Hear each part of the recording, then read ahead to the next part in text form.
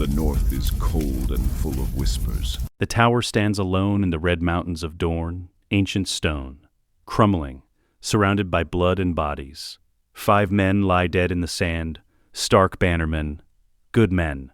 Their blood soaks into the Dornish earth. 3 figures remain standing. Eddard Stark, 20 years old, covered in blood and dust, his sword ice drips red. Beside him, Howland Reed, small, wounded, barely standing, and facing them, Arthur Dayne, the sword of the morning, white cloak stained with blood.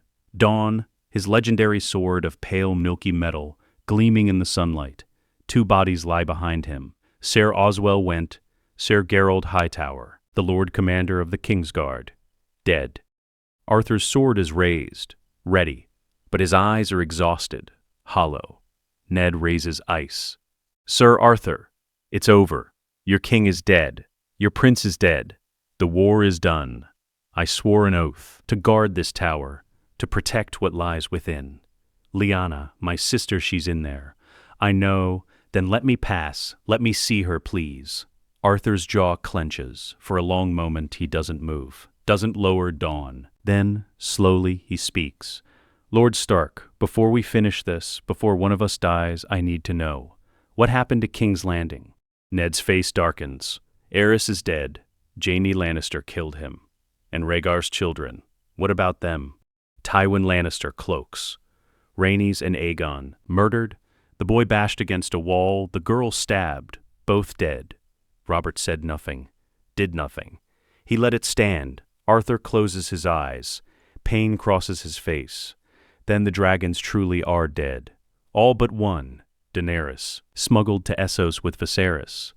But Arthur, none of this matters. Lyanna is dying. I can hear her screaming from here. Let me save her, or let me say goodbye. I'm begging you. Arthur lowers Dawn, just slightly. If I let you pass, if you reach her, what will you do with what you find? What do you mean? You'll see. Go. But I'm coming with you. If we're to have any chance of protecting what's inside, we need to stop being enemies. Right now, Ned doesn't understand, but he lowers ice, nods. They enter the tower together. Howland Reed stays outside, keeping watch, keeping the secret. The stairs are narrow, dark. The smell of blood and sweat fills the air. And something else, birth, death, both at once. At the top, a small chamber, a bed. And Lyanna Stark, she's dying. Anyone can see it. Childbirth has destroyed her. Blood soaks the sheets. Her face is white as snow. But her gray Stark eyes are still fierce, still fighting. In her arms, a baby, tiny, wrinkled, dark hair, crying. Ned. Lyanna's voice is barely a whisper. You came, I knew you would. Ned rushes to her side, falls to his knees, takes her hand. Lyanna, gods.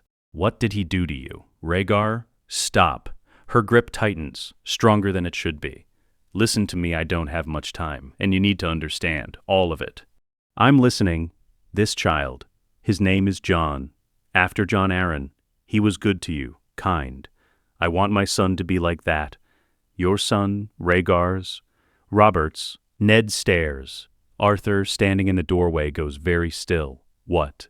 Robert Baratheon. One night, before he marched to war, before everything, we loved each other, Ned.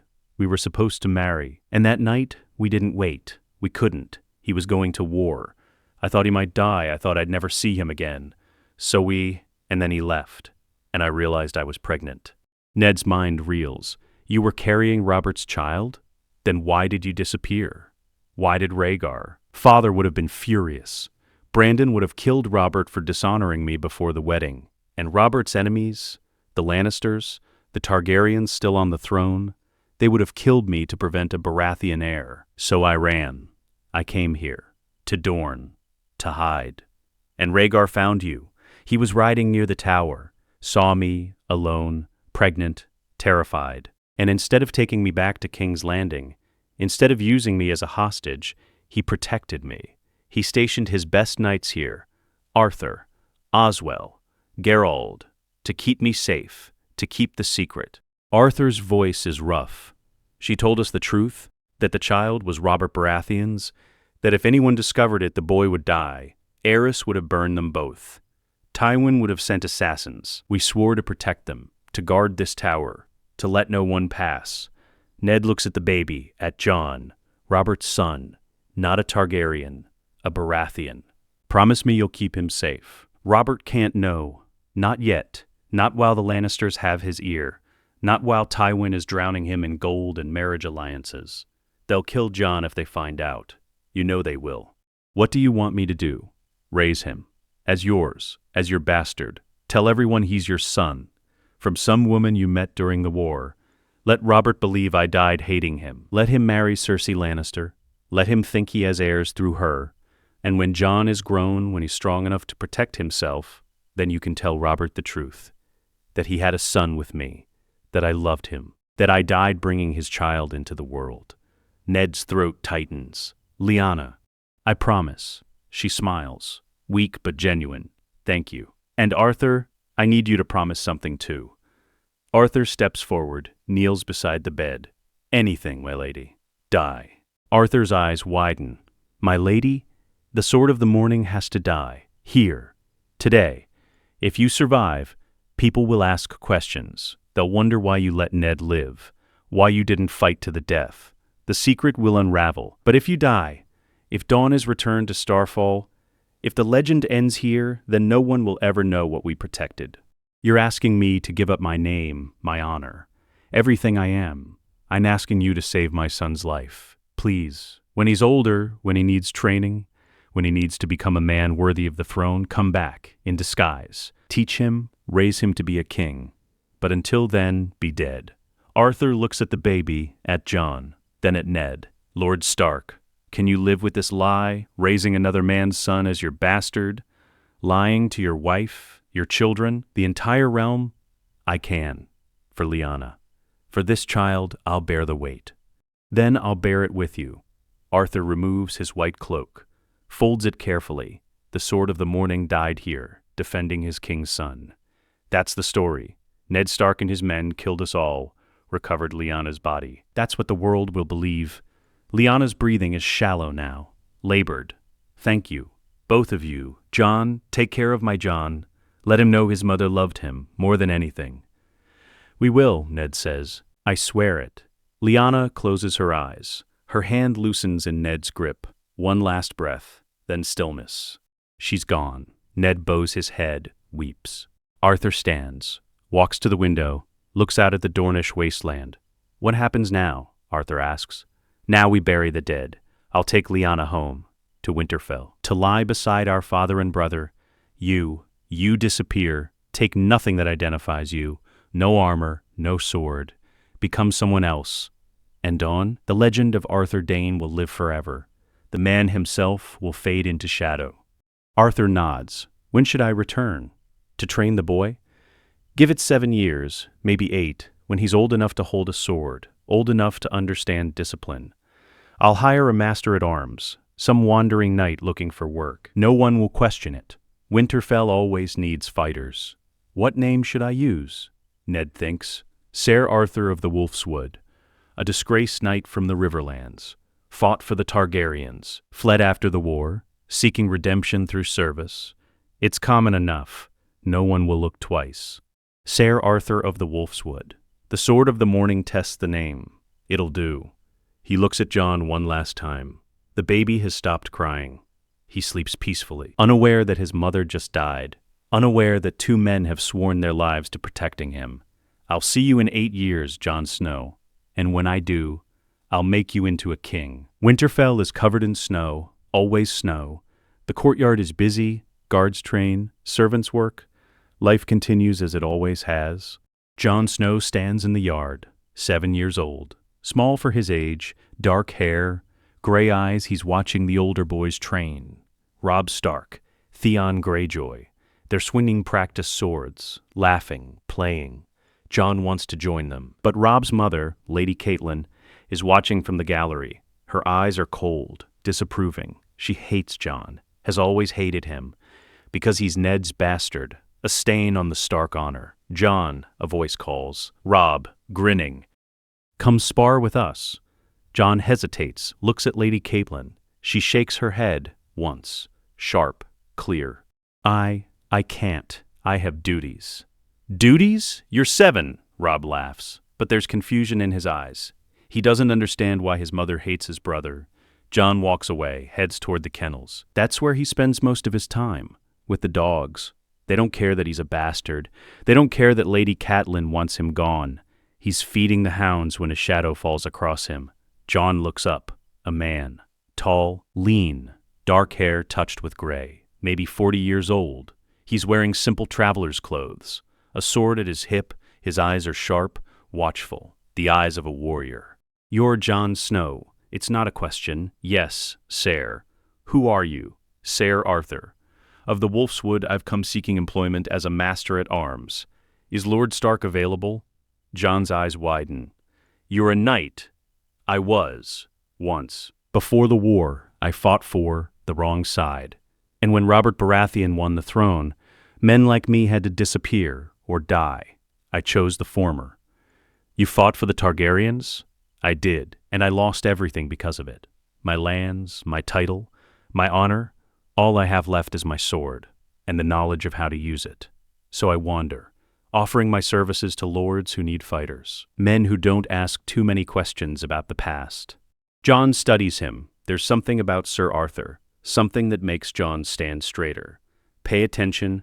I'll take you to Lord Stark. Follow me. The way he moves, precise, controlled, like every step is deliberate, like he's always ready for a fight. Do you train boys? Jon asks. Or just knights? I train anyone willing to learn. Why? Do you want to learn?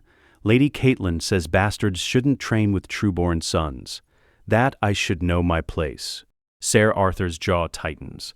Lady Catelyn is wrong. A man's worth isn't determined by his birth. It's determined by his choices, his actions, his honor. Can a bastard be honorable? I think so. Yes. Then you're already wiser than most lords I've met. They reach Ned Stark's solar. Jon knocks. Father, there's a knight here to see you. The door opens. Ned stands there. He looks at Ser Arthur. For a moment, just a moment, something passes between them. Recognition, understanding. Then Ned's face becomes neutral, polite, distant. Ser Arthur of the Wolf's Wood. I've heard of you. A wandering knight seeking honest work? Yes, my lord. I heard Winterfell might need a master at arms. Someone to train your sons, your guards. I'm skilled with sword, spear, and bow. I can teach strategy, tactics, everything a knight needs to know. And you fought in the rebellion, for the wrong side. But I'm done with politics, done with kings and causes. I just want to teach, to pass on what I know before I'm too old to hold a sword. Ned nods slowly. Very well, you're hired. I'll have quarters prepared. You'll train Robb, Theon, the other boys, and, he looks at Jon, and my ward, Jon Snow, if he wishes to learn.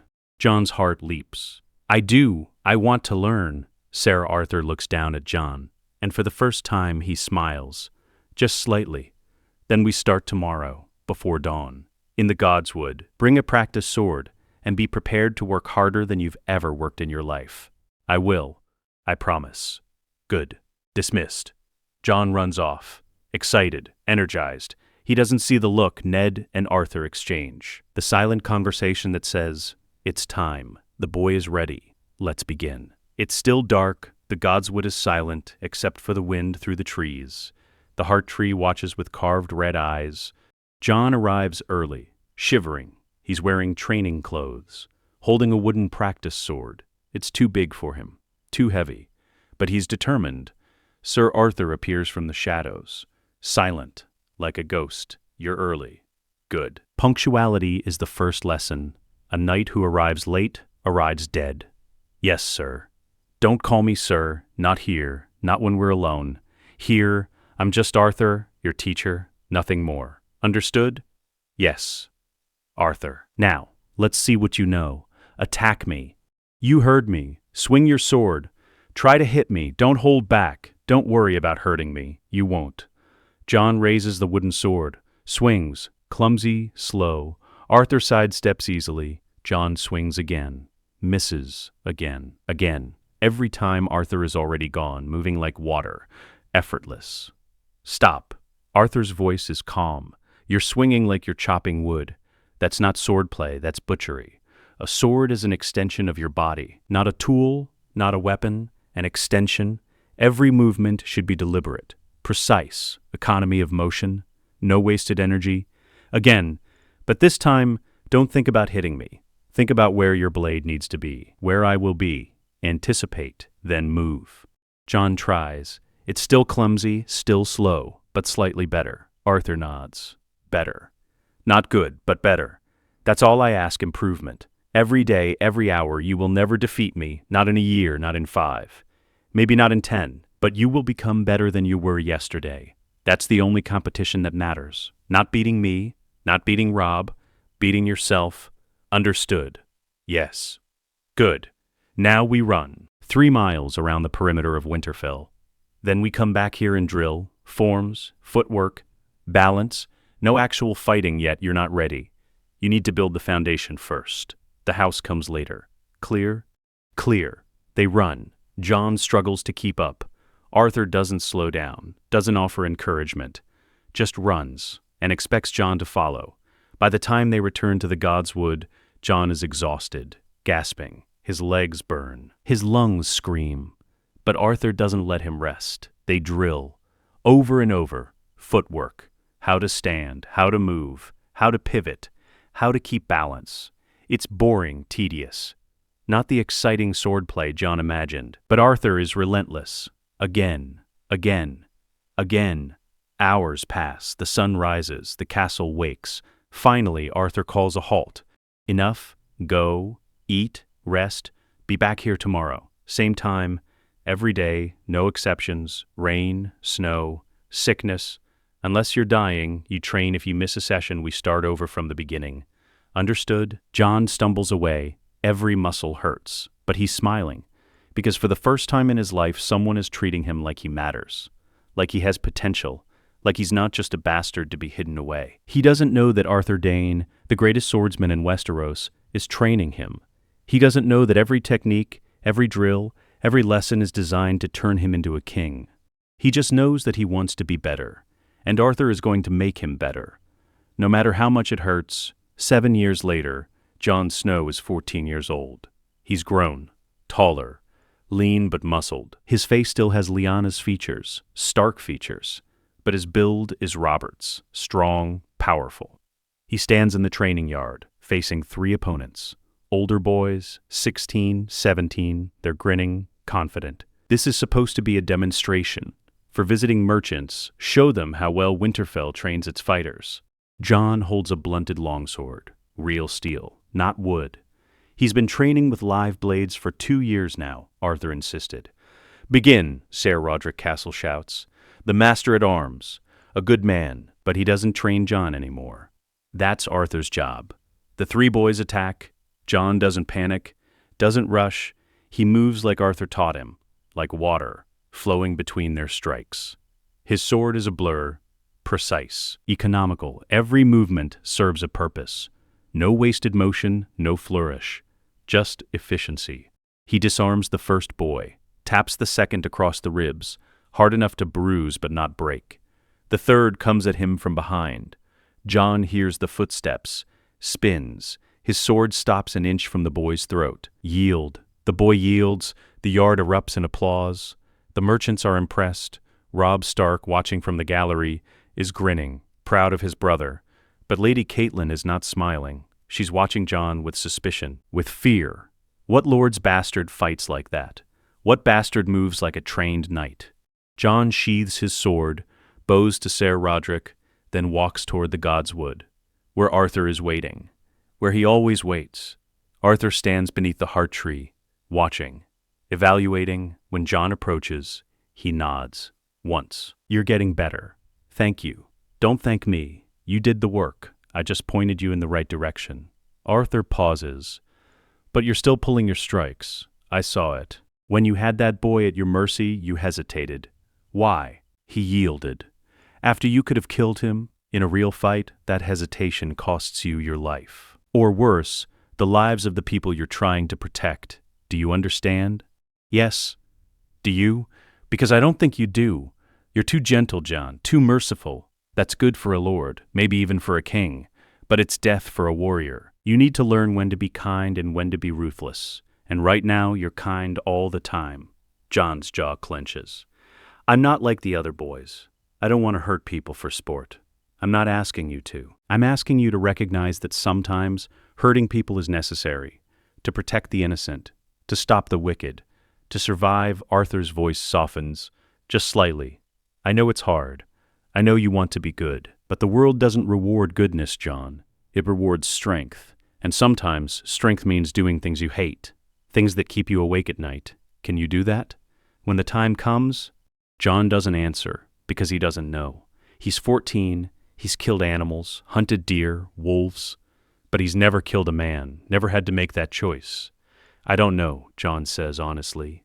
I hope I never have to find out. You will, sooner than you think. Arthur looks toward the castle, toward the towers. There are whispers, Jon, rumors about your skill, about how you fight. Merchants are talking, travelers, visiting lords. They're saying Ned Stark's bastard fights like a South-run knight, like someone trained you for more than just defending the North. Is that bad? It's dangerous, because people will ask questions. Who trained you? Why? What's Ned Stark preparing you for? And if the wrong people start asking those questions, if the wrong ears hear the answers, your life could be in danger. What should I do? Be careful. Don't show off. Don't draw attention. Train hard, but fight like you're just another northern boy. Rough, straightforward, not elegant. Save the real techniques for when you truly need them. Can you do that? Good. Now go. Eat. Rest. Tomorrow we drill with spears. You're too reliant on the sword. A king needs to master all weapons. Jon nods, starts to leave, then stops, turns back. Arthur, can I ask you something? Always. Why are you here, really? You're the best fighter I've ever seen. Better than Ser Roderick, better than anyone. You could be training knights in the south, earning gold, living in comfort. Why spend 7 years in the north training a bastard? Arthur is silent for a long moment. When he speaks, his voice is distant, sad. Because I made a promise to someone who mattered, and I keep my promises, even when they cost me everything. Who did you promise? Someone you never met, but someone who loved you more than anything in the world. Jon doesn't understand, but he doesn't push. He just nods and leaves Arthur alone in the Godswood, beneath the heart tree, with his ghosts and his secrets. A feast. Lord Eddard Stark sits at the high table. Beside him, Lady Catelyn, Robb, Sansa, Arya, Bran, baby Rickon in a nursemaid's arms. Jon sits at a lower table with the household guard, away from the family. That's where bastards sit, always. But tonight something is different. A rider arrived at dusk, carrying a message, a royal message, from King's Landing. Ned stands. The hall quiets. My lords, my ladies, I have news. King Robert Baratheon is riding north. He will arrive within the fortnight. He comes to ask me to serve as Hand of the King. Jon Arryn is dead. Robert needs someone he can trust, someone who knew him before the crown, before the weight of the realm. Murmurs, whispers. This is significant. The Hand of the King is the second most powerful person in Westeros. We will prepare a feast, a hunt, everything the king deserves. Winterfell will show the South that the North remembers how to host a king. Applause, excitement. Everyone except Jon. He's thinking about what Arthur said. Sooner than you think. Robert Baratheon is coming. The man who won the throne. The man who killed Rhaegar Targaryen. The man who was supposed to marry Lyanna Stark, Jon's mother. The woman he never knew. The woman who died bringing him into the world. And somewhere in the shadows, Arthur Dayne watches, his face unreadable. Because he knows what's coming. He knows that when Robert sees Jon fight, when Robert sees the techniques Jon uses, the mask will start to crack. The secret that's been buried for 14 years is about to claw its way into the light, and nothing will ever be the same. 2 weeks pass in a blur of preparation. Winterfell transforms. Banners hang from every tower. The kitchens work day and night. Servants scrub floors that haven't been scrubbed in years. Guest chambers are aired out, beds made, fires lit. Jon helps where he can, hauling wood, cleaning stables, keeping out of Lady Catelyn's way. She's even more tense than usual. The king is coming, the entire realm will be watching. And Jon, the bastard, is a stain she can't hide. Stay out of sight, she tells him one morning. Cold, clipped, When the king arrives, you will not be in the yard. You will not be at the welcome feast. You will make yourself scarce. Do you understand?" "Yes, my lady. I won't have you embarrassing this family. Not in front of the king." Jon nods, says nothing. He's used to this, used to being invisible, but something inside him burns, a quiet anger he's learned to bury. Arthur finds him later in the Godswood. Jon is sitting beneath the heart tree, staring at nothing. "You're brooding. I'm thinking. About how I'm not allowed to exist? Not really. I'm Ned Stark's son, but I'm not a Stark. I train like a knight, but I'll never be one. I'm nothing. Just a ghost haunting Winterfell until someone decides I'm too inconvenient to keep around." Arthur sits beside him, silent for a moment. Then, "You're not nothing. You're more than you know, more than anyone knows, and when the time comes, the whole realm will see it. When will that be? When I'm 30, 40, when I'm too old to care? Sooner than you think." Arthur's voice is serious, urgent. "Robert Baratheon is coming, and when he sees you, when he sees what you've become, everything changes. Why would the king care about a bastard?" Arthur doesn't answer, just looks at Jon, really looks at him, and Jon sees something in those eyes, something like grief, like love, like a secret too heavy to carry alone. "Just be ready, and when the moment comes, don't run from it, no matter how terrifying it is. Promise me." "I promise. Hunting, and you're going to show him what you're made of, whether Lady Catelyn likes it or not." The king arrives at midday. The entire household gathers in the courtyard. Lords, ladies, servants, guards, everyone. Jon stands at the back, hidden among the soldiers, trying to be invisible like Lady Catelyn demanded. But he can see everything. The royal procession, hundreds of riders, wagons, Lannister banners alongside Baratheon stags, gold and crimson and black and yellow, and at the head, Robert Baratheon. He's massive, bigger than Jon imagined, tall, broad, but also fat.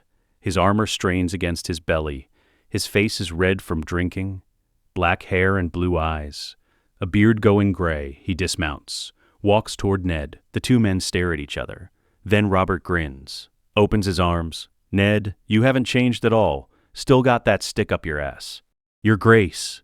Robert pulls Ned into a crushing hug, laughs, loud and booming. "None of that, Your Grace, horseshit. We're brothers, Ned. We fought a war together, bled together. Don't go formal on me now." Ned smiles. "Genuine, for the first time in weeks. It's good to see you, Robert." "Damn right it is. Now where's your wife, your children? I want to see the whole Stark brood." Lady Stark, beautiful as ever. Robert's eyes sweep over the family. "And these are your children? Gods, Ned, you've been busy." Robb steps forward, bows. "Your Grace, I'm Robb Stark, heir to Winterfell." "Heir to Winterfell, look at you, strong, confident. Your father must be proud." Robert claps him on the shoulder. "Too hard." Robb stumbles slightly. Sansa curtsies. "Perfect. Practiced." "Your Grace, I'm Sansa Stark. It's an honor." "Pretty thing. You'll break hearts someday." Robert's attention moves on. Arya, Bran. He greets them all. Warm, friendly, but distracted. Then his eyes sweep the crowd, looking for something, someone. "Ned, where's your bastard Jon Snow, right? I heard you had a bastard." The courtyard goes quiet. Catelyn's face hardens. Ned's expression becomes carefully neutral. "Jon is here, Your Grace. But he's with the household guard. I didn't think you'd want to. Bring him forward. I want to see him." "Your Grace, there's no need." I said bring him forward. Robert's voice is firm, not cruel, just insistent. "I want to meet all your children, Ned, even the ones born on the wrong side of the sheets." Ned hesitates, then nods to a guard. "Fetch Jon Snow." The guard disappears into the crowd, returns moments later with Jon, who looks terrified, small, out of place among all these lords and ladies. Robert studies him, really studies him. Jon meets his eyes, gray on blue, and something passes between them, something Robert doesn't understand, can't name. "Jon Snow. That's you?" "Yes, Your Grace." "How old are you, boy?" 14, Your Grace." 14. Same age as my Joffrey. You're smaller, though. Leaner. Robert's eyes narrow. "But you've got muscle, training muscle. Who's been teaching you to fight?" Ser Arthur, your grace, our master at arms. Ser Arthur? Not Ser Roderick Cassel? Ser Roderick oversees the training, your grace. But Ser Arthur, he works with some of us individually, the ones who need extra attention. Robert grunts. I want to see you fight, tomorrow, during the hunt. We'll have a sparring demonstration. Show me what this Ser Arthur has taught you. Jon glances at Ned. Ned nods. Permission, or maybe resignation. Yes, your grace. I'll do my best. Good. Now go. I need to drink with your father and pretend I don't hate being king for a few hours. Jon bows, retreats, disappears back into the crowd, but he feels Robert's eyes on him the whole time, watching, analyzing like a puzzle Robert is trying to solve. That night, the feast. The great hall is packed. Lords from across the north, the king's entourage, Lannisters in their finery. Queen Cersei sits beside Robert, beautiful, cold, green eyes that miss nothing. Jon sits at the far end, with the guards and minor household knights, invisible again, but he watches everything, the way Robert drinks, the way Cersei looks at her brother Jaime, the way the king's children, Joffrey, Myrcella, Tommen, sit stiff and uncomfortable. Joffrey is 12, golden-haired, handsome, but there's something wrong in his eyes, something cruel. He kicks a serving boy who moves too slowly, laughs when the boy spills wine. Robert doesn't notice. He's too busy drinking, telling war stories, reliving battles from 15 years ago. But Ned notices, and Jon sees the look on his father's face, disgust, concern, fear. Arthur sits beside Jon, eating in silence. Then, quietly, see the king? See how he looks at nothing and everything at once? He's searching for something, someone. A ghost he can't forget. Who? Your mother, Lyanna Stark. He loved her more than he's ever loved anyone. And when she died, part of him died with her. Everything he's done since, the drinking, the whoring, the self-destruction, it's all because he lost her. I'm just Ned's bastard to him, for now. But tomorrow that changes. The next morning, cold, gray, snow falling softly. The courtyard is set up for demonstrations. Sparring rings, archery targets, space for the nobles to watch. Robert sits in a chair that's more throne than seat. Cersei beside him, Joffrey looking bored, Ned and Catelyn, Robb and the other Stark children. Ser Roderick Cassel oversees the demonstrations. First, archery. Theon Greyjoy shows off, hits the target every time. The crowd applauds politely. Then swordplay. Robb spars with an older boy. He's good, strong, straightforward, northern style, practical, effective. Robert nods approvingly. Your heir has promise, Ned. Solid fundamentals. Now let's see the bastard. Jon Snow. Get out here.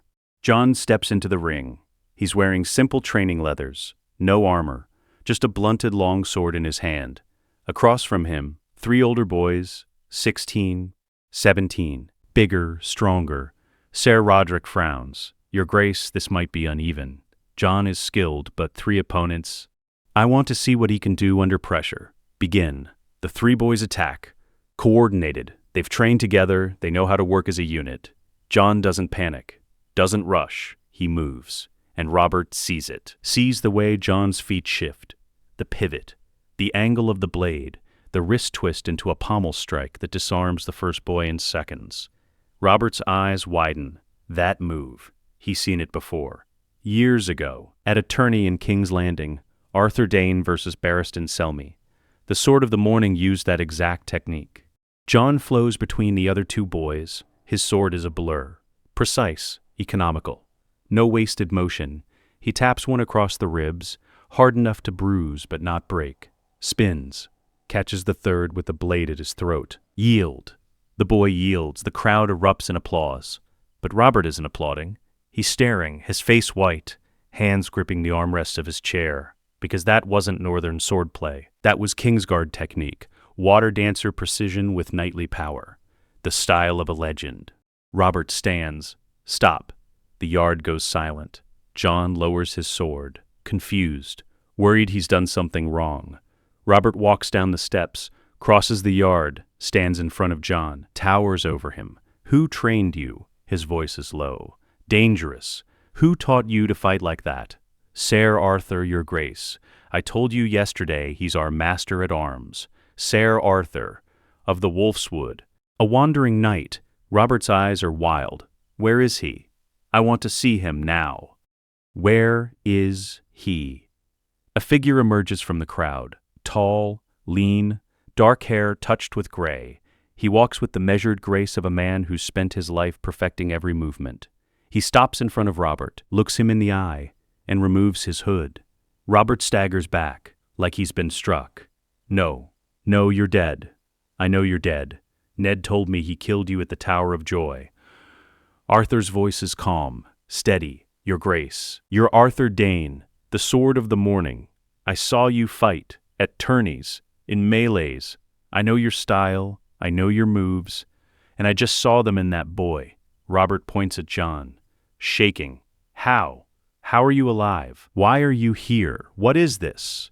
Ned steps between them. Robert, please, not here, not in front of everyone. Come inside, let us explain. Explain what?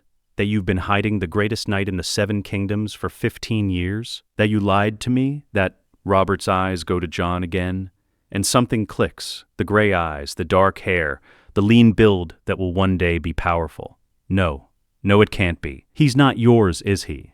Robert's voice cracks. He's Lyanna's son. I can see it. I can see her in his face, his eyes, He stops, stares at Arthur, at Ned, at Jon. And the pieces come together, slowly, terrifyingly. If he's Lyanna's son, and Arthur Dayne was guarding her, and you've been lying about him being your bastard, Robert's breath comes in gasps. Then who is his father? Ned's face is pale. Robert, please, come inside, let me tell you the truth. The whole truth. Just not here, not like this. Robert looks around. The courtyard is frozen, everyone watching. Cersei's eyes are sharp, calculating. Littlefinger, standing near the back, is smiling slightly. Inside, now, you, me, Arthur, and the boy. Everyone else, get out. Get out. The crowd scatters. Servants flee. Lords hurry to their chambers. Within minutes, the courtyard is empty, except for guards at the perimeter. Robert grabs Ned by the arm. Take me somewhere private, somewhere no one can hear. And tell me everything, or so help me, Ned, I'll have both your heads. They walk to Ned's solar. Robert, Ned, Arthur, Jon trailing behind, terrified and confused. The door closes, locks. Robert rounds on Ned. Talk, now. Ned takes a breath. Robert, 15 years ago at the Tower of Joy, I found Lyanna. She was dying. Childbirth, and she had a baby in her arms. A son, Rhaegar's son, another dragon spawn to kill. Ned's voice is firm. Not Rhaegar's. Yours. Silence. Absolute silence. Robert's face goes through a dozen emotions: shock, disbelief, confusion, hope, grief. What? Lyanna was pregnant when she disappeared. Before the war, before Rhaegar took her, she told me, in her final moments, that the child was yours. That you and she, one night before you marched to war. You? Robert's legs give out. He sits heavily. We did, one night, the night before I left. We couldn't wait. We loved each other. We thought we had time. After the war, after we married, but then Rhaegar, he looks up. She was pregnant? With my child? And she ran because she was terrified. Your enemies would have killed her, killed the baby. Aerys was still on the throne. Tywin was circling. She fled to Dorne. To hide. And Rhaegar found her. Protected her, stationed his best knights at the tower to keep her safe. Robert looks at Arthur. You knew she carried my son, and you protected her. I swore an oath, Arthur says, to protect that child, to keep him safe from those who would kill him. Aerys, Tywin, anyone who saw him as a threat. So I died at the tower, gave up my name, my honor, everything, and when the time came, I returned, to train him, to make him worthy of the throne. Robert's hands are shaking. He looks at Jon. You're my son. Mine and Lyanna's. You're everything I lost, everything I thought was gone forever. Jon's voice is small, frightened. I don't understand. I'm a bastard. I'm Jon Snow. You're Robert Baratheon. Robert stands, walks to Jon, places his hands on the boy's shoulders. You're my trueborn son. Not a bastard, never a bastard. Lyanna and I, we loved each other. We made you out of that love. and then I lost you both. Or so I thought. Your Grace, I don't. I can't be. Lady Catelyn said, fuck what anyone said. You're mine, my blood, my heir. Robert's eyes are wet. I have 3 children in King's Landing, Joffrey, Myrcella, Tommen, and I don't love them. I've never loved them, because they're Cersei's. Not mine, not really, but you. You're Lyanna's. You're what I should have had, what I was meant to have. Ned steps forward. Robert, you need to think about this. If you acknowledge Jon publicly, if you legitimize him, the Lannisters will see it as a threat. Cersei will, and Joffrey, and all of them. Robert's voice is steel. This is my son, my real son. And I'm not hiding him anymore. I'm not lying anymore. I'm taking him south, to King's Landing, and I'm making him my heir, Prince Jon Baratheon, heir to the Iron Throne. The realm won't accept it. They'll say he's a bastard, that you're just legitimizing him, that Joffrey is a spoiled little shit who tortures animals and servants for fun. You think I don't see it? You think I don't know what he is? Robert's face is red. I've spent 15 years on that throne wishing I had a son worthy of it, and now I find out I do. That he's been here the whole time, being raised by my best friend, trained by the greatest knight who ever lived, learning to be everything I never was. He looks at Jon again. You're coming with me. South. To King's Landing, and I'm going to give you everything. The throne, the crown, the realm, everything Lyanna would have wanted you to have. Jon's world is spinning. Yesterday he was a bastard. Today he's a prince. The change is too fast, too much. I don't want it. I don't want to be a prince. I just want to be... What? A bastard? Hidden away? Forgotten? Robert's voice softens. Jon, I know this is terrifying. I know you didn't ask for this, but you're my son, and that means you have a duty to me, to the realm, to the throne. Can you accept that? Jon looks at Ned, at Arthur. Both nod, encouraging, supporting. I'll try. I'll do my best. That's all I ask. Robert pulls Jon into a hug, crushing, overwhelming. My son, my boy. Lyanna's boy. Gods, if she could see you now, she'd be so proud. Doesn't know how to feel. He just stands there, in the arms of a king, a father. The man who changed his life with 6 words. You're my son, my heir. And outside in the courtyard, Cersei Lannister watches through a window. Her face is a mask of ice, because she knows what this means. Her children are no longer heirs. Jon Baratheon is. The bastard from the north is about to steal everything. And Cersei will not allow that. Not without a fight. Not without blood. The journey south takes 3 weeks. Robert doesn't wait. Doesn't plan. He simply announces they're leaving, and the entire royal procession prepares to depart within 2 days. Jon rides beside his father. It feels strange calling Robert that. Father, not your grace, not my lord. Father, Arthur rides on Jon's other side, silent, watchful, his eyes constantly scanning the road ahead, the trees, the shadows, looking for threats. You're expecting trouble, Jon says quietly. Always. Cersei knows what you are now. What you represent. She'll have sent ravens ahead, to King's Landing, to Casterly Rock. Tywin Lannister will be planning his response. What will he do? The smart thing would be to accept the situation, bend the knee, preserve Lannister power by allying with you instead of opposing you.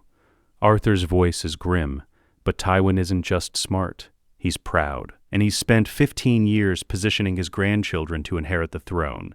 He won't give that up without a fight. So he'll try to kill me.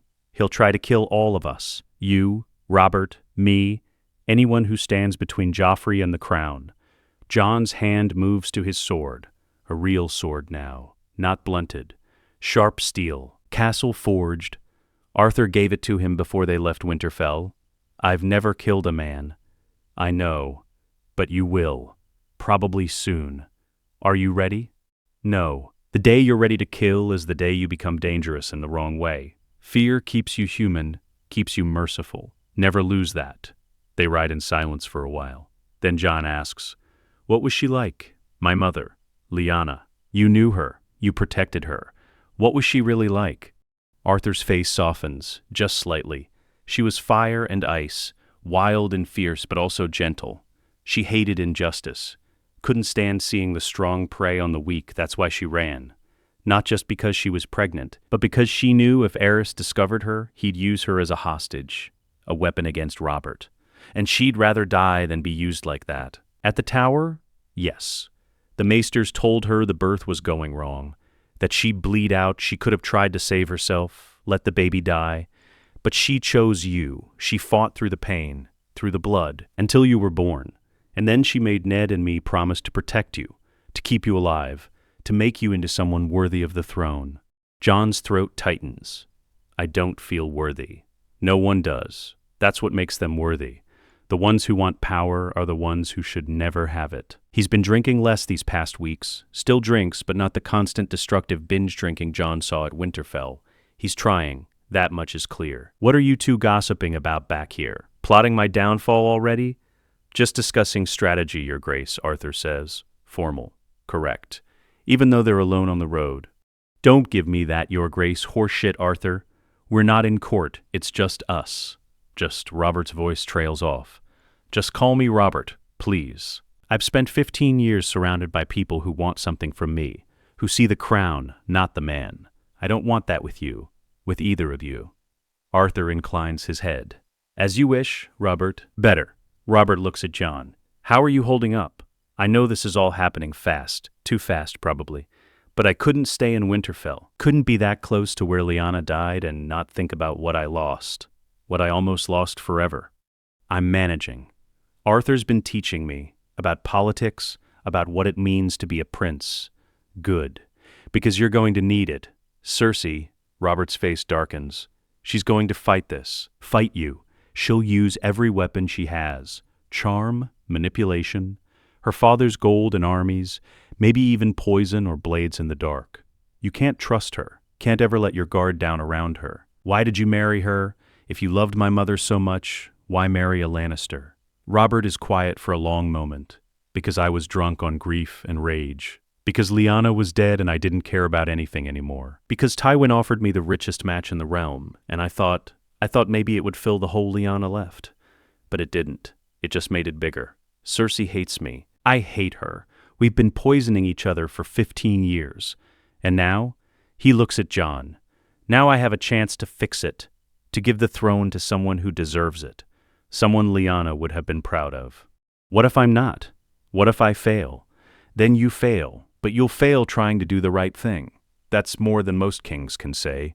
They ride through the Riverlands, past burned villages still recovering from Robert's rebellion, past fields and farms and small holdfasts, and everywhere they stop, Jon sees it. The poverty, the suffering, the weight of years of war and bad rule, an old woman begging for bread, children with hollow eyes, men who lost everything and have nothing left but bitterness. This is what I'm inheriting? Jon asks one night around the campfire. A broken kingdom? Through stupidity. Through caring more about my own grief than the people who depended on me. And now you get to fix it. Lucky you. I don't know how. Neither did I. Still don't, honestly. But you've got something I never had. You've got Ned and Arthur. And you've got something else. Something Lyanna had. You give a damn about people.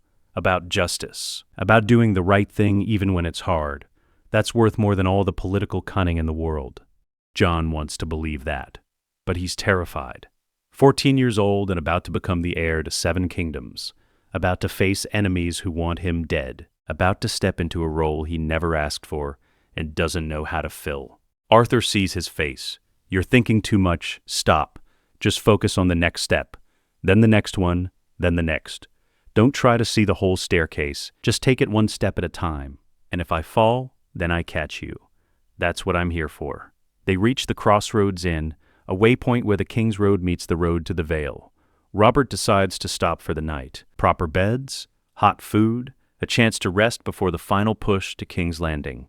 The inn is crowded. Merchants, travelers, sellswords. Everyone gives the royal party space. Curious but wary, Jon sits in the common room eating stew, trying to be invisible, but he feels eyes on him, watching, calculating. A man approaches, middle-aged, well-dressed, charming smile. He bows slightly. My lord, forgive the intrusion, but I couldn't help but notice you're traveling with the king's party. Might I have the honor of knowing your name? Jon hesitates. Arthur taught him to be cautious, to trust no one. But this man seems harmless enough. I'm Jon Baratheon, Prince Jon. The man's smile widens. Of course, the newly discovered prince. All of the Riverlands is talking about it. Robert's lost son, found at last. How remarkable. And how fortuitous for you. Something about his tone makes Jon's skin crawl. Who are you?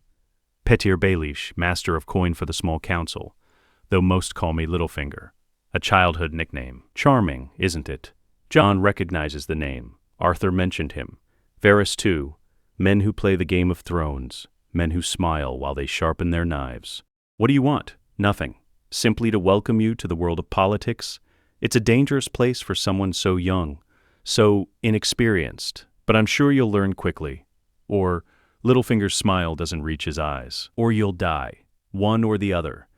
Arthur appears beside Jon, silent as a shadow. Lord Baelish, how kind of you to welcome the prince.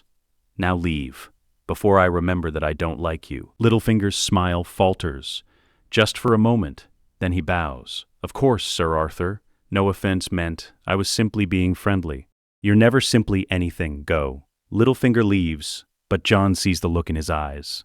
Calculating, planning, scheming. He's going to be a problem, Jon says. Yes, but one problem at a time. Right now, we need to worry about getting you to King's Landing alive.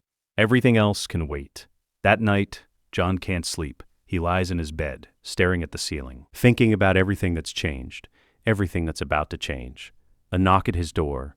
Arthur enters without waiting for permission. You're awake. Can't sleep. I know. I couldn't either. The night before my first real battle. Arthur sits on the edge of the bed. You're afraid. That's normal. Good, even. I don't feel good. I feel sick. Fear is your body's way of preparing you, of making you sharper, faster, more aware. Don't fight it. Use it. Arthur pauses. Tomorrow we'll reach King's Landing, and everything changes again. The court, the politics, the danger. It's going to be harder than anything you've faced. Harder than training. Harder than learning you're a prince. Because now you have to survive in a place where everyone wants something from you. And some of them want you dead. How do I survive that? You trust me. You trust Ned. You trust your father. And you trust yourself. The training we've done, it's not just about fighting with a sword.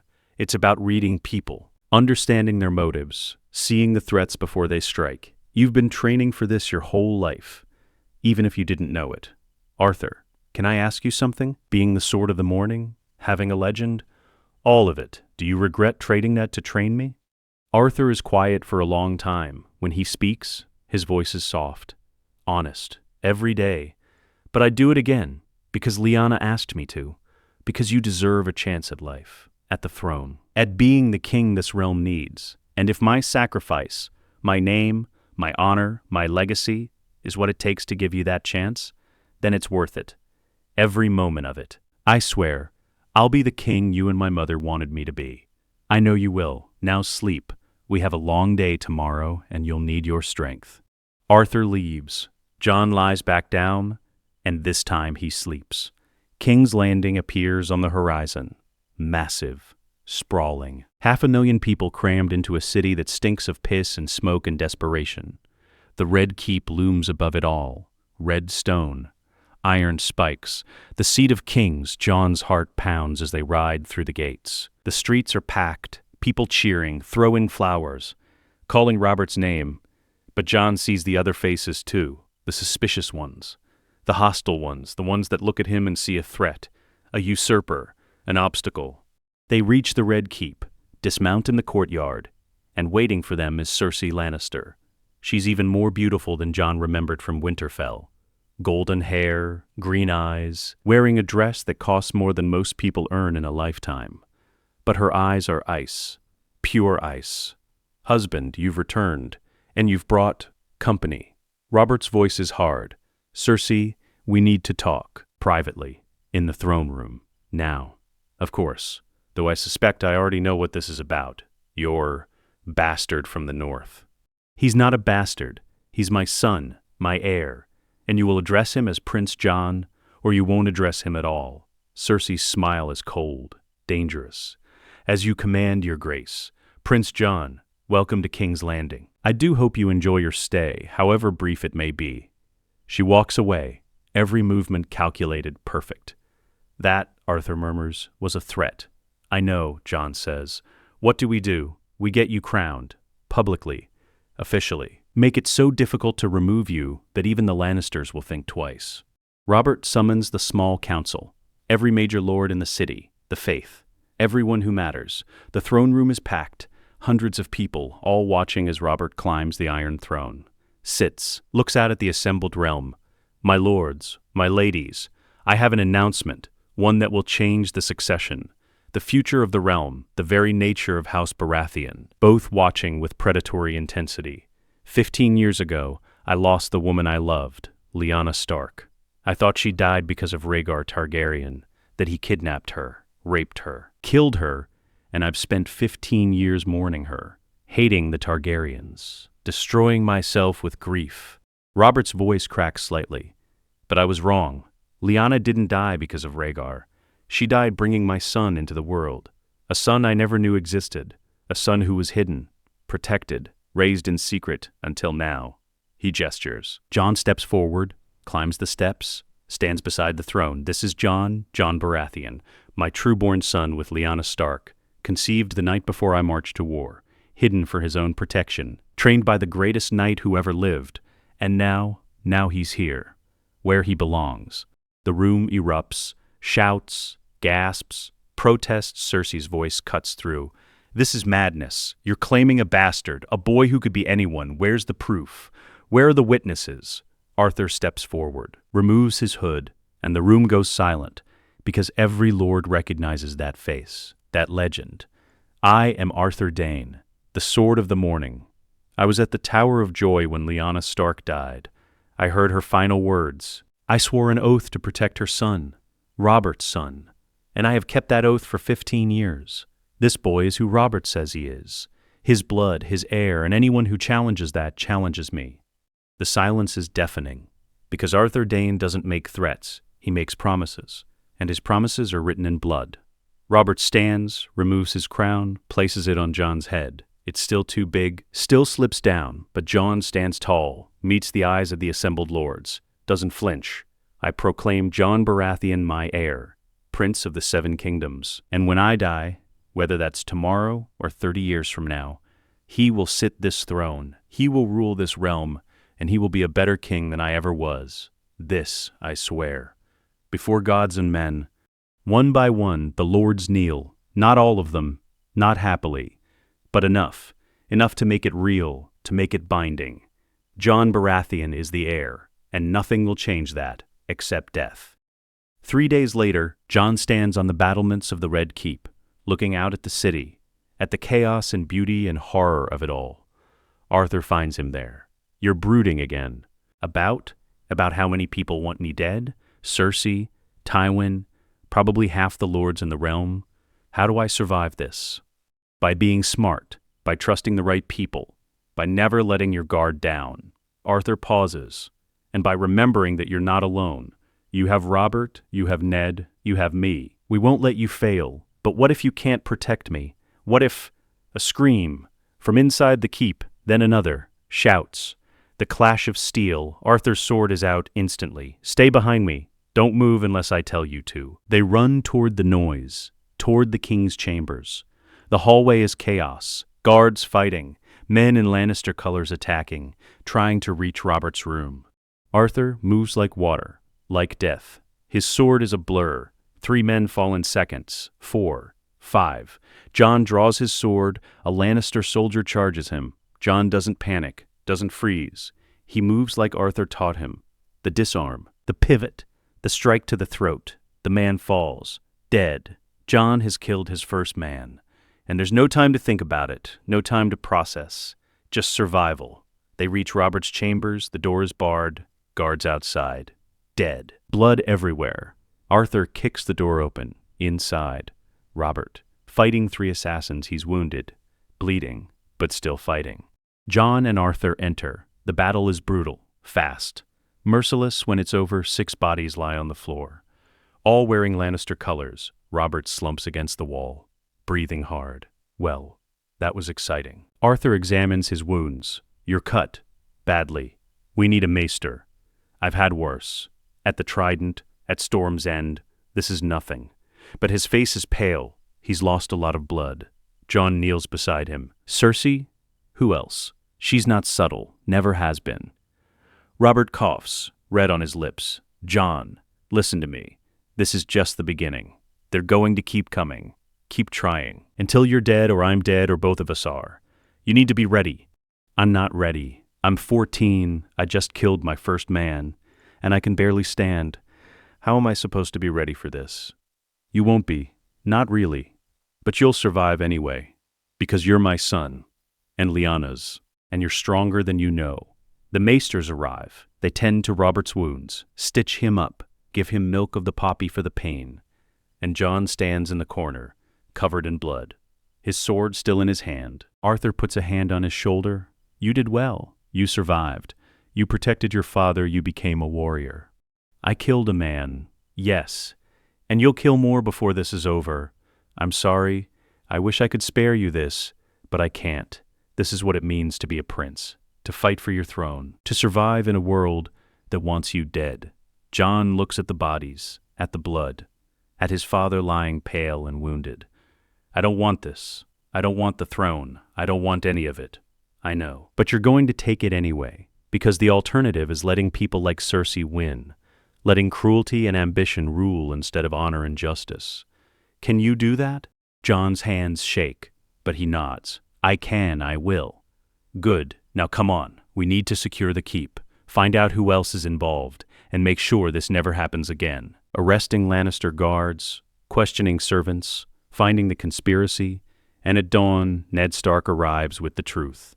It was Cersei. She ordered the assassination. We have witnesses, confessions, everything we need to try her for treason. Robert, still weak from his wounds, makes a decision. Arrest her. Joffrey, Myrcella, Tommen. All of them. I want them in the black cells, and send a raven to Tywin. Tell him if he marches on King's Landing, his daughter and grandchildren die. Slowly. Robert, they're children. They're threats to my son. To Jon, I won't let them live if it means putting Jon in danger. Not again. Not ever.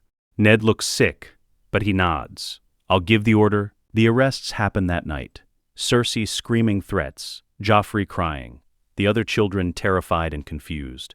And Jon watches it all, knowing that this is his fault. His existence has torn apart a family, has condemned children to imprisonment, maybe even death. This isn't on you, Arthur says, reading his thoughts. This is on Cersei, on her choices, her ambition. You didn't ask to be born. You didn't ask to be Robert's son. You're just trying to survive, and that's not a crime. Welcome to kingship. It always feels like a crime, but you do it anyway, because someone has to, and better you than someone who doesn't care about the cost. 1 year later, Jon stands before the Iron Throne, 16 years old now, taller, stronger, harder. Robert sits above him, weaker than he was, older. The wounds from the assassination attempt never fully healed. He's dying. Everyone knows it. Jon Baratheon, you have served as my heir for 1 year. You have survived assassination attempts, political plots, the hatred of the Lannisters, and you have learned what it means to rule, to make hard choices, to carry the weight of the crown. Robert stands, slowly, painfully. And now I pass that weight to you. Because I'm dying, the maesters say I have weeks, maybe days, and I will not die on this throne. I will not force you to take it from my corpse. I will give it to you, here, now, while I can still stand. He removes the crown, descends the steps, places it on Jon's head. This time it fits perfectly. I name you King Jon Baratheon, first of his name, King of the Andals, the Rhoynar, and the First Men, Lord of the Seven Kingdoms, and Protector of the Realm. Jon doesn't feel like a king. He feels like a boy playing dress-up, but he stands, climbs the steps, sits on the Iron Throne. The blades press into his back, his arms, 1,000 small cuts. A reminder that kings should never sit easy. The lords kneel, Ned Stark, Arthur Dayne, Barristan Selmy, Stannis Baratheon, who arrived from Dragonstone to witness this moment, Renly, Tyrion Lannister, freed after proving he had no part in Cersei's plots.